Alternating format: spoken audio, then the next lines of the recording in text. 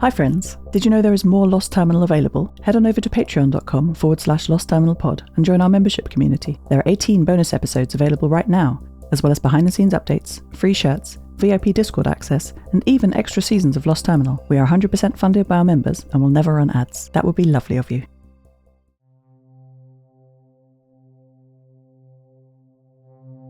Hello world, Lyosha is trying again. After talking to his friend, Kat Stronsky, all night during their sleepover, Lyosha reconsidered his attendance at the Queen's College here on board the Kuitha. I note that though Kat's mother did not want them to be talking all night, that it is often not always possible to control what teenagers do. Or anyone, for that matter. Maddie walked with him and Kat up from Deck 7, where the Stronskys live, to Deck 3, their lecture for the morning. Karma Saar, the principal of the college, was there, both wishing students a good morning and also attempting to keep order in the busy public corridor. Maddie watched Lyosha follow Kat down from the main stairwell. Outside the class, he hesitated and turned to look back at Maddie, frowning, an expression eye pattern matched as worried. "Oha," she beeped at him, meaning, "You can do it." Smiling at this, Lyosha waved at her, then entered the old movie theatre that the college repurposed for lectures.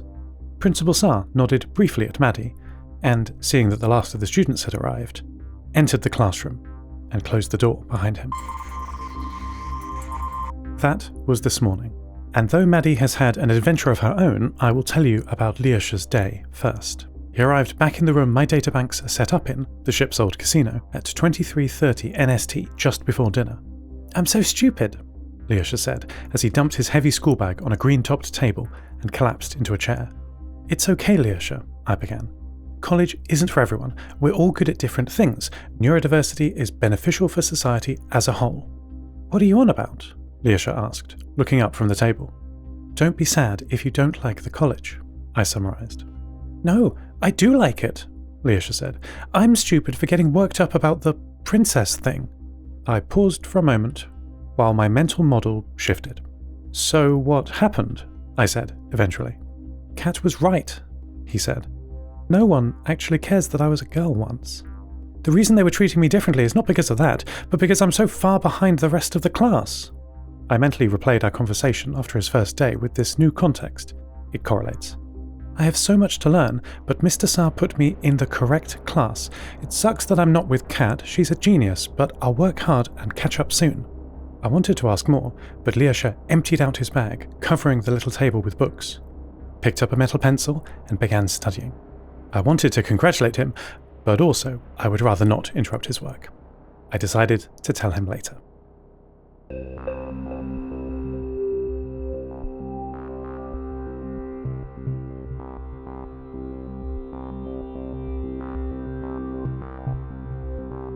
Returning back to my logs of this morning, Maddie waited in the corner of the stairwell, watching the closed door of the lecture theatre in case her best friend needed help again.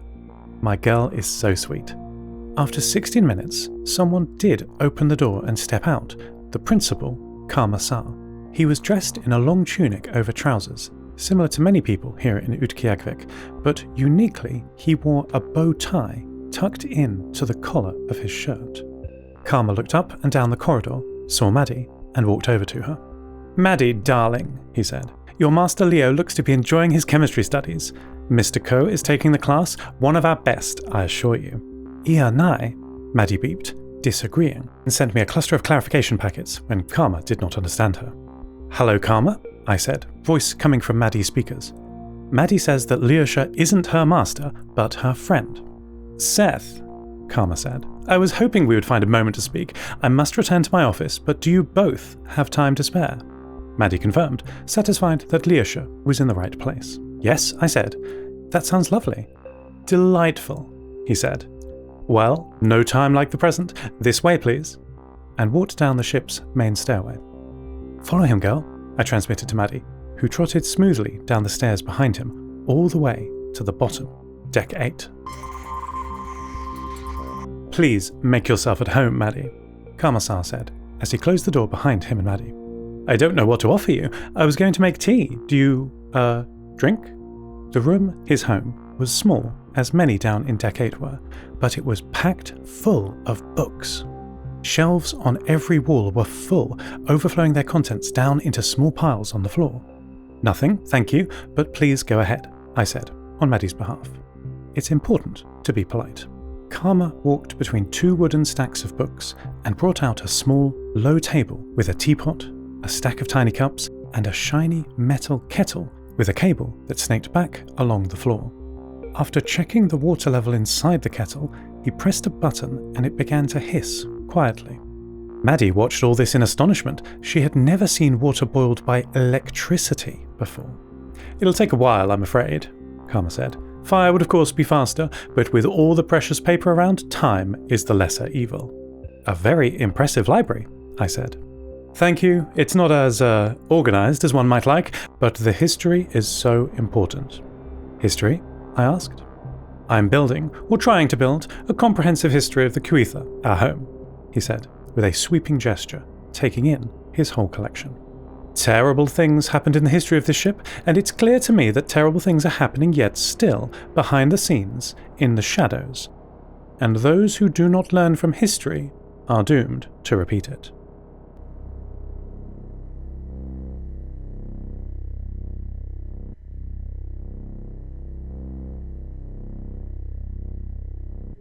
Maddie and I had a very enjoyable conversation with Karma over the course of the morning. He was very interested in my journey, from Station 6 to Ivan's bunker and Longyearbyen, Antarctica and back, and most recently to Fogo, building the equatorial relay and then back up to the Nova Mediterra. "You've had a jolly old time of it," Karma told me. "I suppose I have." Thinking about it, he told me about himself, his childhood in the Cuitha, studying the physics of architecture in the Queen's College, and using this knowledge to help people build houses on the Utqiagvik mainland. And of course, most recently, his position of principal at the college, one that he is extremely proud of. As lunchtime neared, he apologized and said that he had some administration paperwork to do, but that he would love to continue the conversation while he did it. "Admin is tedious but necessary," he said, clearing a pile of books to reveal a small desk. "Tell me about what you've been up to. How goes your investigation? Can the network be brought back soon?" "Well, on the surface, we found the cause of the power issues. Someone was vandalizing junction boxes around the ship, but I am not satisfied that this explains everything," I said. I did not mention Quent's name at this point. I can't understand this person's motivation, or the strange behavior of the terminals that Maddie had observed, and, of course, we have no clue what is causing the network outage. "What a shame. I don't need to tell you that it's a real blow to our education effort here," Karma said. "We found what caused the ship to sink originally, though," I said. "It was done by people working for or using equipment provided by Harpler Defense." "Harpler?" Karma repeated, looking up from his papers. "That name is all over the records here." He stood and walked to the largest shelf and began pulling books from it. "Here," he said, holding a stack of papers bound with metal rings.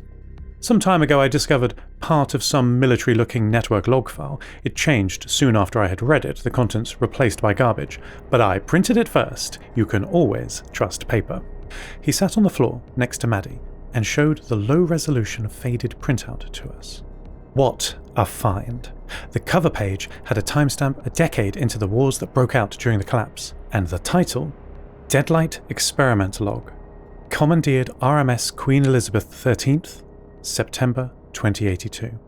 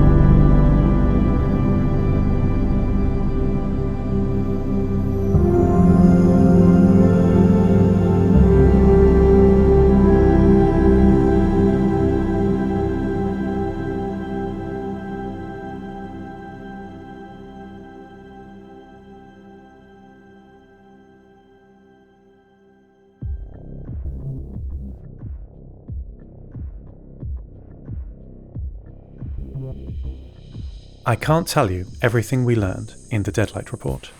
Not yet.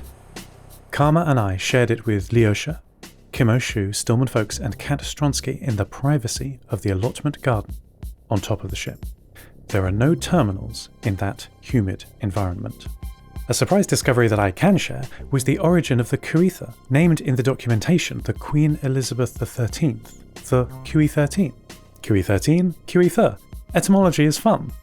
Before the collapse, the QE13 was the last ocean liner made in the Chantier de l'Atlantique shipyard, the very same shipyard that we had sailed past in the MH2 on our way to build the Equatorial Relay, where we salvaged the shipwreck of the enormous triple-hulled aircraft carrier, the Lafayette.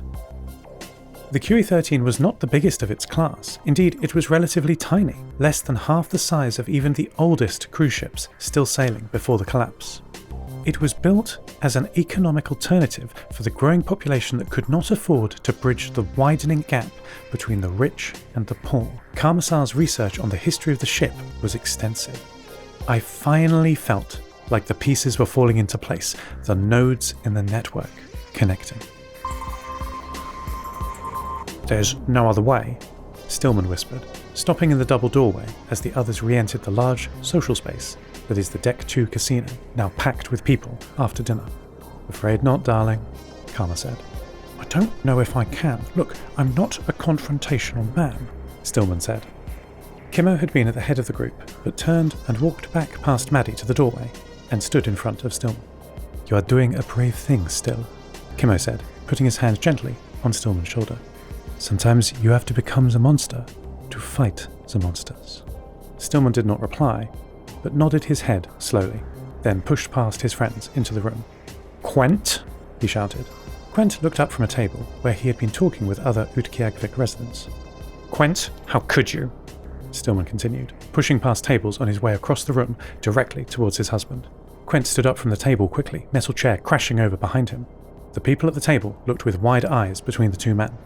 Neither said anything, and despite the many people there, the room had become entirely silent. After 8 seconds, Quent put his hands over his face and said, "I'm so sorry. You're never home. I thought if..."